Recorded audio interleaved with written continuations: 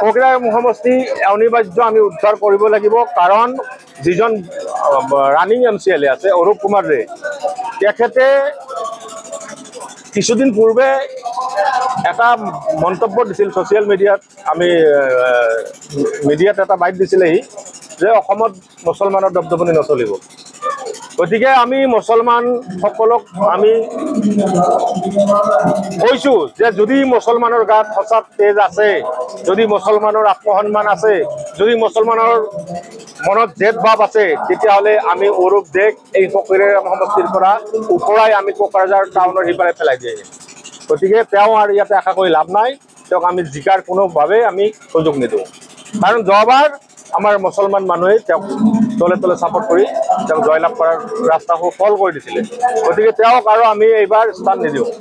আৰু কথা হ'ল কি, BPF BJPৰ লগত এলায়েন্স আছে, UPPLও BJPৰ লগত এলায়েন্স আছে।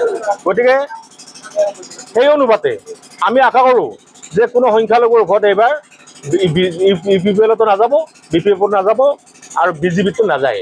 গতিকে জিকিব কোনে জিকিব আপোনালোকে নিজে ভাবক। কংগ্ৰেছৰ বিকল্প কোনো ৰাস্তা নাই। আৰু চাওক, আমি যে সন্মুখত যে আমাৰ নিৰ্বাচন আছে, আৰু এই নিৰ্বাচনক লৈ আমি তৎপৰ হৈছোঁ। আৰু অহা নিৰ্বাচনত আমি ফকিৰামত তথা গুমা শ্ৰীৰামপুৰ আমি কেনেকৈ জয়ী হ'ম, তাৰ আমি সভা সমিতি পাতি আমি ব্লু প্ৰিণ্ট কৰি আছোঁ। আৰু আমাৰ পৰিস্থিতি খুবেই ভাল এইবাৰ। আমি ইয়াত কমেও 3টা সমষ্টিত আমি জয়ী হ'ম।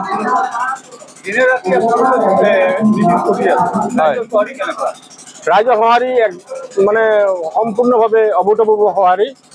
আৰু ৰাইজৰ মুখত এটাই কথা, কংগ্ৰেছৰ বিকল্প কোনো নাই।